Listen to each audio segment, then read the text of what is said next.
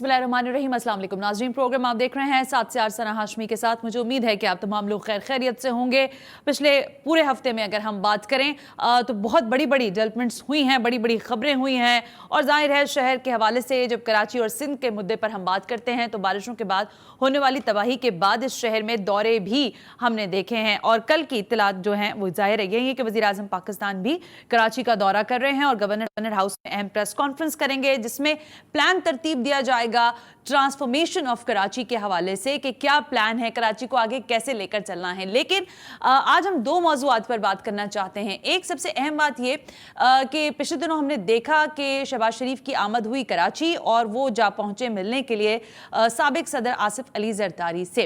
ये मुलाकात अपने आप में एक बहुत अहमियत की हामिल थी, लेकिन नक्काद ये कह रहे थे कि ये वही लोग थे जो आपस में हमेशा दस्तो गिरेबान देखे गए। वो कौन सी वजूहात हैं, पस पर्दा क्या हकायक हैं जिसने ऑपोजिशन को इकट्ठा होने पर मजबूर कर दिया है। और फिर जब हम एपीसी का तस्करा करते हैं तो फिर सवाल ये उठाया जाता है कि आया इस एपीसी का सेहरा किसके सर सजेगा, लीड इसको कौन करेगा। मौलाना फजल रहमान के बारे में कहा जा रहा है कि वो नाराज हैं, नाला हैं, तो क्या अभी भी हकीकत हाल यही सब कुछ है या हालात बदल गए हैं। दूसरी अहम तरीन बात यह कि कराची के लिए जो पैकेज आने वाला है उस पर आज जनाब बिलावल साहब ने यह कहा है कि सिंध हुकूमत 800 अरब रुपए खर्च करने जा रही है।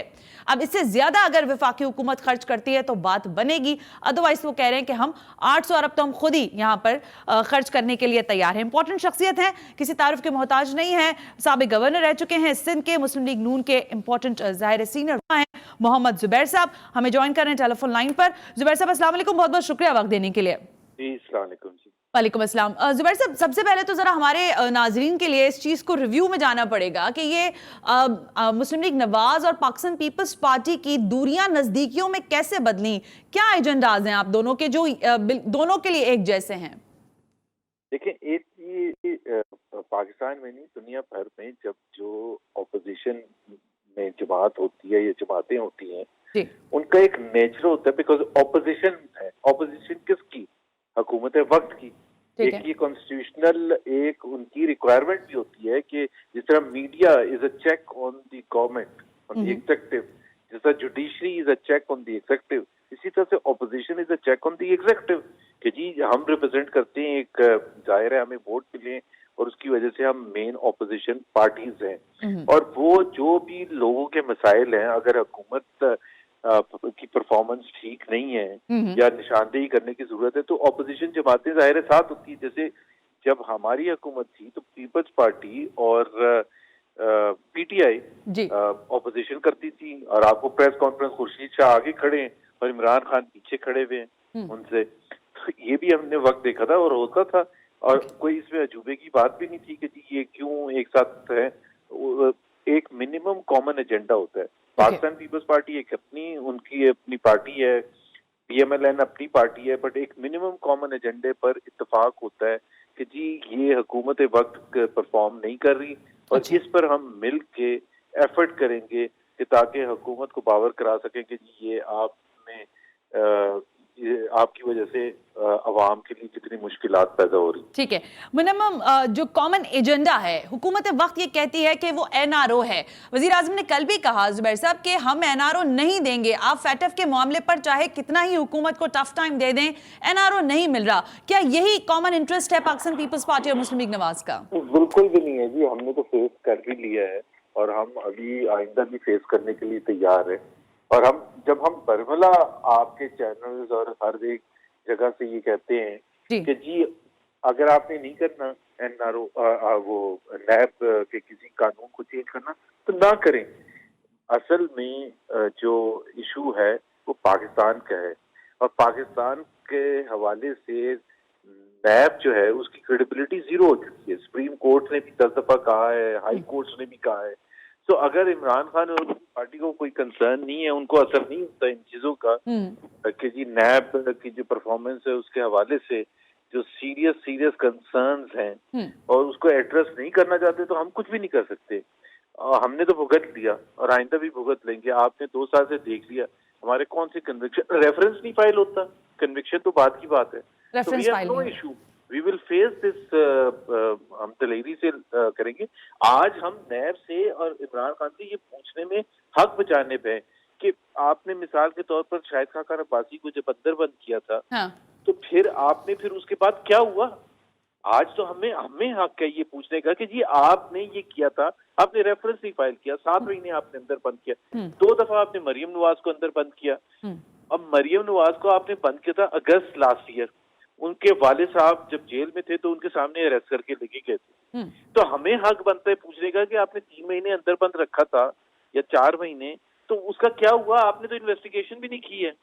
तो ये सारा जो खेल है ना, ये उलट हो चुका है। अच्छा। Now we have the right to question NAB and Imran Khan कि जी उन्होंने उनकी वजह से जो पाकिस्तान की बदनामी हुई है, और ये सिर्फ पाकिस्तान में नहीं, ह्यूमन राइट्स वॉच को देख लें आप, यूरोपियन यूनियन का देख लें आप, किसी भी अगर आप इदारे को देखेंगे तो वो सारे के सारे एक ही चीज कह रहे हैं कि NAB is being used for political engineering and it is above the rule of law, although it has to be within the rule of law. Okay मैं ये पूछना चाहती हूँ मोहम्मद जुबैर साहब, जब आप ये बातें कह रहे हैं, नैब के हवाले से आप बात कर रहे हैं, फिर आपने रखा कि ज़ाहिर रेफरेंस फाइल नहीं हो रहे हैं, कन्विक्शन तो बहुत बड़ी बात हो जाती है, लेकिन मैं ये जानना चाहती है पाकिस्तान की आवाम भी कि मियां नवाज शरीफ साहब जो हैं उनकी आमद के हवाले से बड़ी चेमंगोइयाँ हो रही हैं, 9 को ज़ाहिर तारीख भी लगी हुई है, अगर मफरूर करार दे दिया जाएगा तो ये सुबकी की वाली कैफियत होगी या आप लोग इसके लिए तैयार हैं? आपका प्लान क्या है?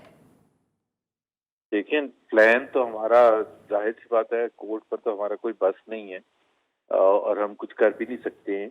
तो हम अपने हवाले से 10 तारीख को हमारे जब लॉयर्स जाएंगे तो वो एक तो जो पहली तारीख को जो इंस्ट्रक्शंस इशू की थी कोर्ट ने, तो उसमें पाकिस्तान हाई कमीशन जो है लंदन, उनको भी कहा गया है कि जी आप ये मियां नवाज शरीफ के हवाले से मेडिकल पोजीशन फाइंड आउट करें और वो बताएं।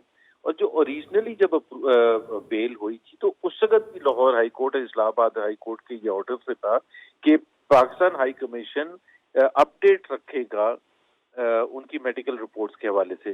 तो पाकिस्तान हाई कमीशन अभी गया नहीं गया मुझे नहीं पता, जो भी है रिपोर्ट्स वो भी भेजेंगे अगर पाकिस्तान हाई कमीशन की रिपोर्ट में ये लिखा होता है। और प्लस उनके डॉक्टर भी ये कहते हैं कि he is not fit to travel because Mian Nawaz Sharif ने बड़ा क्लियरली जब वो दिया था कमिटमेंट की थी तो उसमें लिखा था कि I will travel back the moment my doctor allows me to travel back. तो एक तो ये तो वो उनकी जो डॉक्टर की रिपोर्ट होगी, पाकिस्तान हाई कमीशन की रिपोर्ट होगी और फिर देखते हैं क्या होता है। तो this is I mean done के अभी तो मियां साहब वापस नहीं आने के, ये तो क्लियर बात है। जी जी जी ओके, जाहिर सी बात है, इलाज करा के आएंगे। तो जो इलाज करा के आएंगे, लेकिन जो शहबाज शरीफ साहब यहाँ आए थे और आप इसको कराची के दौरे को आप सियासी दौरा कहेंगे या वाकई कराची के जख्मों पर मरहम रखने आए थे मियां शहबाज शरीफ साहब? It's a combination. देखें, जब पॉलिटिकल एक लीडर, इतना बड़ा पॉलिटिकल लीडर जो कि प्रेसिडेंट है of the main opposition party, और वैसे हम खुद समझते हैं कि लार्जेस्ट पॉलिटिकल पार्टी का प्रेसिडेंट अगर वो आएगा कराची तो पॉलिटिक्स तो होगी, इसमें तो कोई डिनाई नहीं कर सकता। लेकिन उनका जो मेजर जो एस्पेक्ट था वो था जो अवाम की जो मुश्किलात है कराची की, ये जो हालिया बारिशें हैं तो उसकी वजह से जो इश्यूज थे वो उनके साथ, लोगों के साथ सिंपैथाइज करने के लिए जाहिर है एक ऑपोजिशन जमात क्या कर सकती है। ऑपोजिशन जमात के पास तो कोई वो नहीं होता कि जी वो बजट अप्रूव करते, या ना हम प्रोविंशियल हुकूमत पे हैं ना हम फेडरल हुकूमत पे हैं। तो एक तो हमारा ये होता है कि एक हम जब जाके मिलते हैं और गुडविल जेस्चर कह सकते हैं आप इसको, हाँ एक गेस्चर कह सकते हैं, और हमें फिर सही हालात का भी पता चलता है पूरा दिन। जब आप फैसल ईदी के पास भी जाएंगे, आप बल्दिया भी जाएंगे, आप नाजमाबाद भी जाएंगे, सब जगह जाके आपको मलीर भी जाएंगे तो आपको एक सेंस भी होता है, और उसके बेसिस पर आप पार्लियामेंट के अंदर और पार्लियामेंट के बाहर आवाज भी उठाएंगे। Agree on points. लेकिन जुबैर साहब, मैं ये जानना चाहती थी, जरा आप इस सूबे के गवर्नर रहे हैं, इसकी हायरार्की से लेके इसके जो डायनामिक्स हैं उसको मेरा ख्याल है आपने बहुत अच्छी तरह जांचा होगा। आज बिलावल भुट्टो ज़रदारी साहब भी कह रहे थे कि 800 अरब रुपए तो हम खर्च कर रहे हैं, अब इससे ज्यादा अगर हुकूमत यानी वफाक करेगी तो बात बनेगी। आप समझते हैं कि शहर की या सूबे की कैपेसिटी में कितना, यहाँ पर कितना बजट की जरूरत है कि इन हालात से नबरदाज़मा हुआ जा सके? अच्छा, बिल्कुल ये बड़ा इम्पोर्टेंट आपने, क्योंकि 99% एंकर्स इस चीज की बात ही नहीं करते कि जी बजट भी कोई चीज होती है। वो कहते हैं जी पैसे कितने। अब आपको याद होगा कि सितंबर 2018 में जब इमरान खान की हुकूमत आई थी जी सर, और उन्होंने आके यहाँ ऐलान किया था 162 बिलियन रुपए का। एग्जैक्टली। तो उस वक्त मैंने ये सवाल उठाया था कि ये 162 बिलियन कहाँ से आएंगे, क्योंकि बजट अनाउंस हो चुका था। हाँ, उस बजट में कोई प्रोविजन नहीं थी, तो आप कहाँ से ये करेंगे 162 बिलियन। ठीक है। इसी तरह से दूसरा फिस्कल ईयर भी आया और चला गया, तो आज तक वो 2 साल में 162 बिलियन का एक कतरा भी नहीं आया। अब अगर ये जब ये अनाउंस करेंगे और ये जो सुना हमने है कि 1000 बिलियन 3 साल के लिए होगा, अब उसकी बजटिंग कहाँ है, कहाँ से रिलीज होगा, किस हेड से आएगा, तो अभी तक तो हमें कुछ नहीं पता। जब वो होगा तो फिर पता चलेगा कि जी ये कहाँ से आएगा और किस तरह से खर्च होगा, और तमाम बहुत से दूसरे सवालात हैं। तो एक चीज तो अच्छी है कि हुकूमत जो है, फेडरल हुकूमत को एहसास तो हो गया है अच्छा। कि कुछ ना कुछ तो करना है ओके। और करना भी पड़ेगा। लेकिन एक जो होती है ना इनकॉम्पिटेंस, उसका कोई भी उसका क्या जवाब है कि जहां हमने ग्रीन लाइन प्रोजेक्ट छोड़ा था, फेडरली फंडेड प्रोजेक्ट था, वो वहीं का वहीं है। 2 साल एक ईंट नहीं आगे लगी। जो हमने K4 पानी का मंसूबा जहां छोड़ा था 2 साल पहले, वो वहीं का वहीं है। तो पहले तो ये भी आपको देखना ना कि कैपेसिटी है, एबिलिटी है डिलीवर करने की पीटीआई की, हुकूमत की। तो अगर आप पहले वाले प्रोजेक्ट्स आपके वहीं के वहीं फंसे हुए हैं, तो फिर आप ये इतने बड़े बड़े प्रोजेक्ट्स जो अनाउंस करने आ रहे हैं, ये कैसे होंगे? अनटिल अनलेस उसमें अब फौज का क्या रोल होगा, एनडीएमए का क्या रोल होगा, वो हमें नहीं पता, क्योंकि उनमें कैपेसिटी भी होती है, आपको पता है, उनमें एक अहलियत इनसे ज्यादा है। तो वो मेरा ख्याल है सबसे ज्यादा है, क्योंकि आपके अदवार के हवाले से अगर गो के मुझे ब्रेक लेने का कहा जा रहा है, लेकिन मैं इसका जवाब जरूर जानना चाहूंगी।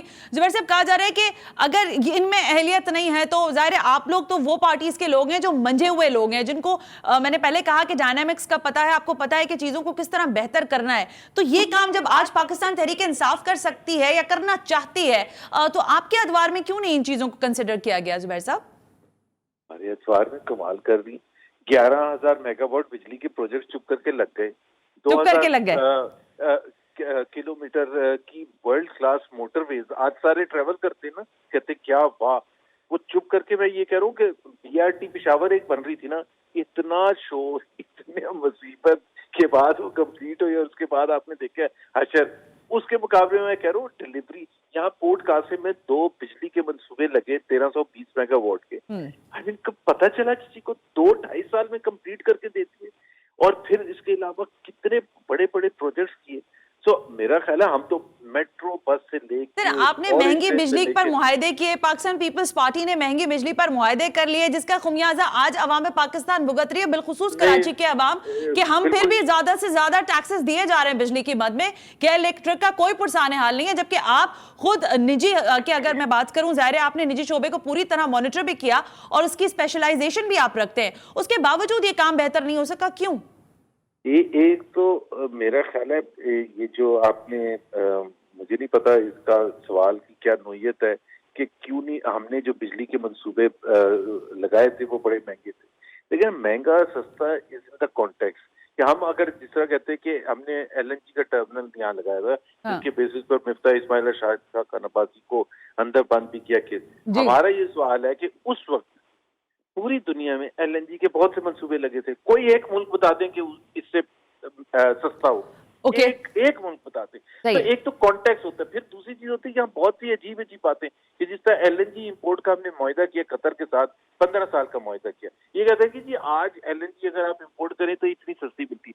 भाई कोई अगर आप किराए का घर जो आप लेंगे पूरे साल के लिए लेंगे तो उसका रेट तो जाहिर है डिफरेंट होगा। अगर आप किसी को कहेंगे मुझे 3 दिन के लिए घर जाए तो उसका रेट डिफरेंट होगा।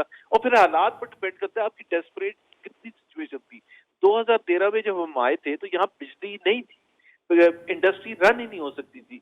तो जाहिर सी बात है कोई हम ऐसी सिचुएशन में तो थे नहीं कि हमारे पास बिजली ज्यादा है, अब हम बड़े चॉइस करते कि जी कौन सस्ता है कौन महंगा है। हमारे पास उस वक्त के हिसाब से हमने जो जितने भी बिजली के मंसूबे, और मैं आपको एक एग्जांपल दे देता हूँ कि मिसाल के तौर पर फेडरल हुकूमत ने 2 एलएनजी के प्लांट्स लगाए थे, बिजली 2400 मेगावाट उससे मिल रही है।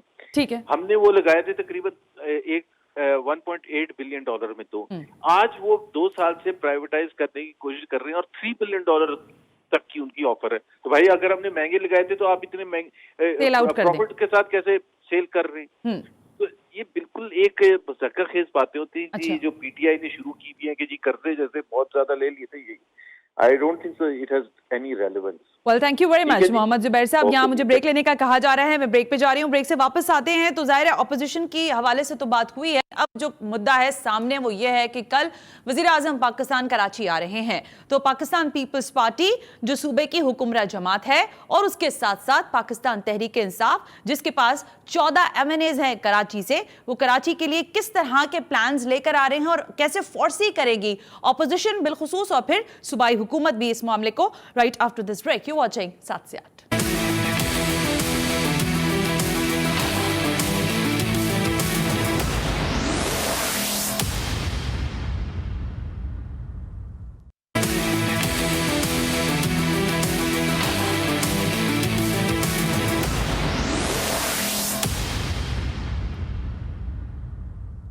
तो वेलकम बैक नाज़रीन, हम ब्रेक पर थे। ब्रेक पे जाने से पहले आप गुफ्तगू सुन रहे थे साबिक गवर्नर सिंध मोहम्मद जुबैर साहब की, और वो कह रहे थे कि हमने अपने अदवार में ज़ाहिर बिजली दी और बाकी सारी चीज़ों को बेहतर किया, फिर लॉ एंड ऑर्डर का जो क्रेडिट है वो भी बहरहाल मुस्लिम लीग नवाज अपने ही कांधों पर लेती है। लेकिन अब हम ज़रा बात करना चाहते हैं कल के उस अहम तरीन दौरे की जो कि होने जा रहा है वज़ीर आज़म इमरान खान साहब की शक्ल में। कराची को इस वक्त इस दौरे की कितनी ज़रूरत थी, क्या अहमियत है, इस पर बात करना बहुत ज़रूरी है। इंपॉर्टेंट शख्सियत है, वाया स्काइप हमें ज्वाइन कर रहे हैं अताउल्ला MNA है पाकिस्तान तहरीक इंसाफ के।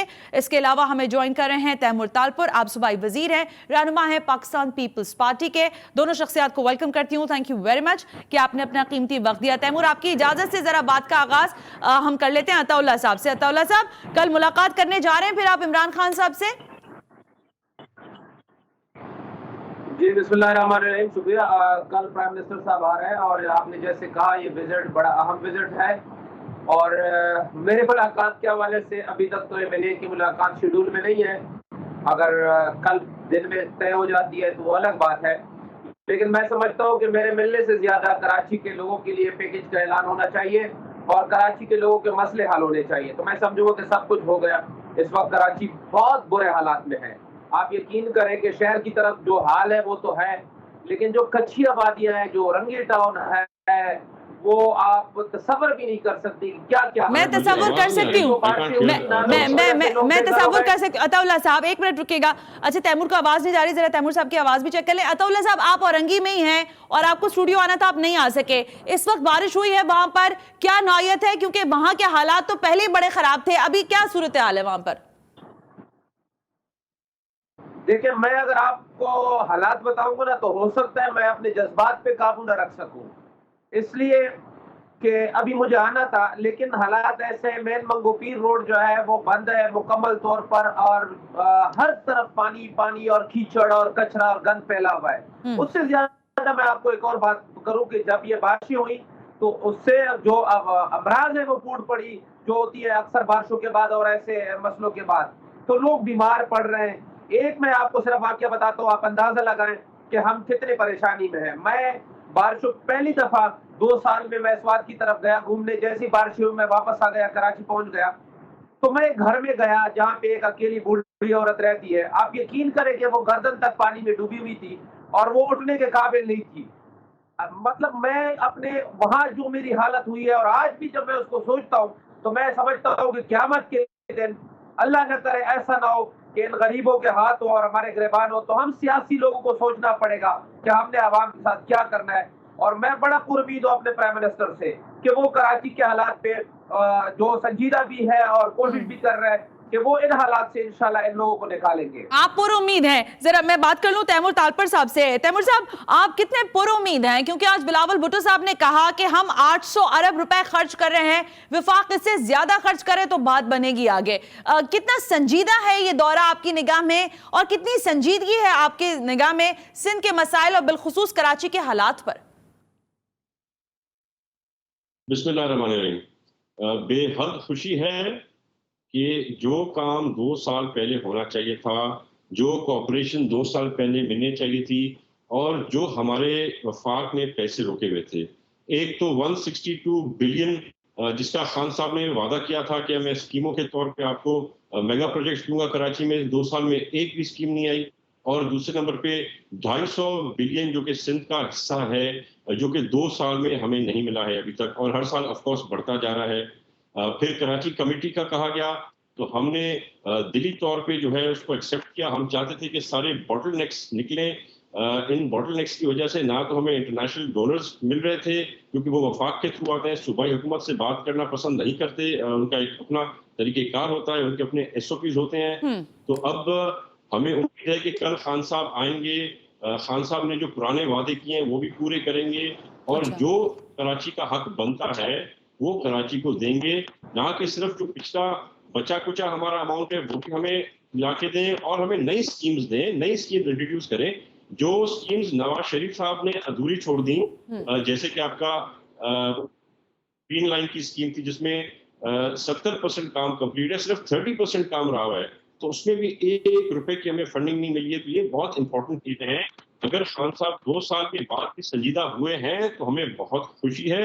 अल्लाह करे कल लेकिन तालपुर साहब तालपुर साहब लोग कह रहे हैं कि जो ज़ाहिर नाक़दीन हैं वो ये कहते हैं कि चले इमरान खान साहब तो 2 साल में संजीदगी के आप कह रहे हैं कि इजहार आपको नजर आ रहा है, आप तो 13 बरस में संजीदा ना हुए सिंध के हवाले से, सिंध के इंफ्रास्ट्रक्चर के मामला जूं के तू हैं, इस पे क्या कहिएगा तैमूर साहब? नहीं जी, मैं आपकी बात से बिल्कुल भी इत्तेफाक नहीं करता। अगर इन 2 सालों में, खसूसन 2 सालों में कोई तरक्की हुई है तो सिर्फ सिंध में हुई है। अगर कोई गवर्नमेंट अभी परफॉर्म कर रही है तो मुराद अली शाह की गवर्नमेंट परफॉर्म कर रही है। अगर आज कहीं अस्पताल पूरे पाकिस्तान में नंबर 1 पे हैं तो वो कराची के अस्पताल है, वो हैदराबाद के, वो थरपारकर के अस्पताल है।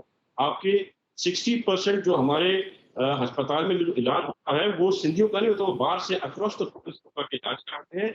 आप खुद कराची में रहते हैं, आपने देखा है जो अंडरपासेस, जो फ्लाईओवर्स बने हैं वो सिंध हुकूमत ने ही बनाए हैं। अगर आप थरकोल की बात करती हैं, जो कि एक ख्वाब था जो समझते थे कि कभी पूरा ही नहीं होगा, तो आज थरकोल से बिजली बन रही है।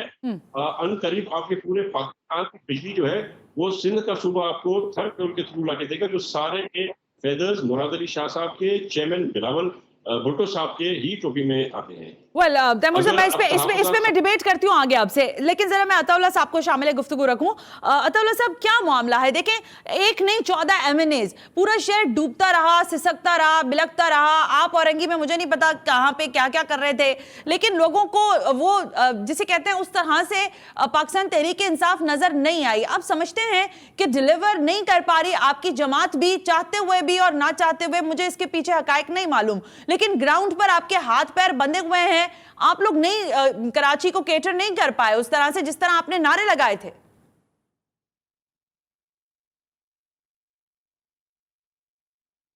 देखिए, मैं बिल्कुल आपको क्लियर बात करूंगा, मैं कोई सियासी बात नहीं करूंगा। एक MNA जो होता है वो ये कर सकता है कि वो अपने हलके में मौजूद हो, वो लोगों के दुख गम में शरीक हो, और जहाँ पे मुश्किलात होती है वहाँ इंतजामिया से रब्ता करे, DC और असिस्टेंट कमिश्नर बाकी लोगों से रब्ता करे। इससे ज्यादा एक MNA क्या कर सकता है? क्या हमारे पास कोई जाती मशीनरी है, हमारे पास कोई जाती इख्तियार है जिससे हम कर सके? मेरा काम जो है वो ये है कि मैं लोगों की आवाज, हल्की की आवाज असेंबली तक पहुंचाऊं, प्राइम मिनिस्टर तक पहुंचाऊं, वजीरों तक पहुंचाऊं। असल में कराची जैसे शहर में तो इदारों ने काम करना है, या तो DMC ने करना है, या KMC ने करना है, या फिर जो सिंध गवर्नमेंट है उन्होंने करना है। मुझे बताएं कि मैं मौजूदगी के अलावा क्या मेरे पास बोर्ड्स हैं, क्या मेरे पास ट्रैक्टर है, क्या मेरे पास कुछ और है जिससे मैं लोगों की मुश्किलात हल करूं? हाँ, मैं वफाक की बात जरूर करूंगा। वफाक की तरफ से FWO के जरिए पिछले दिनों काम किया गया, अब NDMA के जरिए कराया जाएगा। मैं इतना कह सकता हूं कि हमारे MNAs ग्राउंड पे कम से कम मौजूद लोगों के साथ हैं। अच्छा अताउल्लाह साहब, मैं ब्रेक ले रही हूँ, ब्रेक से वापस आकर जरा इस पर बात कर लेते हैं। लेजिस्लेशन तो की जा सकती है ना, जाहिर है जब आप कहते हैं कि हम MNA हैं और हमारा काम आवाज बनना है, तो कानून साजी के मसाइल पर किन चीजों को आप देख रहे हैं? क्योंकि जब आप ये लफ्ज कह रहे हैं कि शहर का मेयर जो है उसको ताकतवर होना चाहिए, आपने लेजिस्लेशन करवानी होगी, उसके लिए कानून साजी का अमल कैसे होगा, कोई प्लान है या नहीं है? फिर जरा तैमूर साहब से ये सवाल करेंगे कि एडमिनिस्ट्रेटर कराची आखिर कौन आ रहा है, ये नाम इतना गुप्त अभी तक क्यों है? Right after this break, you watching 7 से 8।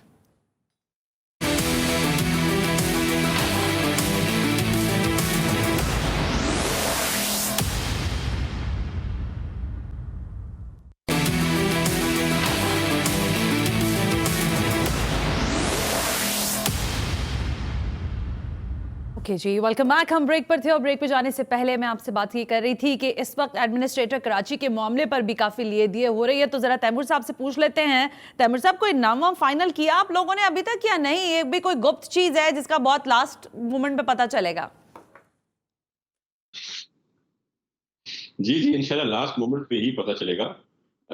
मुझे शायद हो सकता है कल की मीटिंग में अगर सीएम साहब का इरादा होगा तो मे बी वो डिस्कस करें वो तीनों नाम जो उनके जहन में है विद द प्राइम मिनिस्टर, अगर उनका इंटरेस्ट हुआ खान साहब का तो अच्छा। उसमें तो कोई गुप्त की तो कोई बात नहीं है, पर ऑफ कोर्स जब नाम कोई अंडर डिस्कशन है तो let's wait for them to be finalised before announcing something. तो कल चीफ मिनिस्टर और प्राइम मिनिस्टर की मुलाकात हो रही है तैमूर, आपकी खबर के मुताबिक चीफ मिनिस्टर और प्राइम मिनिस्टर कल मिल रहे हैं?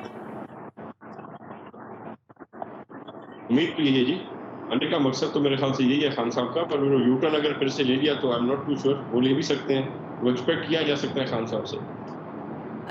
नहीं, क्योंकि कल तक जो बात कर रहे थे खुद चीफ मिनिस्टर, वो ये कह रहे थे कि मुझे नहीं पता ये ट्रांसफॉर्मेशन प्लान क्या है और ये क्या है, मेरे इल्म में नहीं है। प्रेस कॉन्फ्रेंस में कल उन्होंने ये कहा था। आप मुझे ये कह रहे हैं कि मीटिंग डन है, मीटिंग में डिसाइड होगा कि एडमिनिस्ट्रेटर कराची कौन लगाया जाए, तो ये दो बातें होंगी अलग अलग।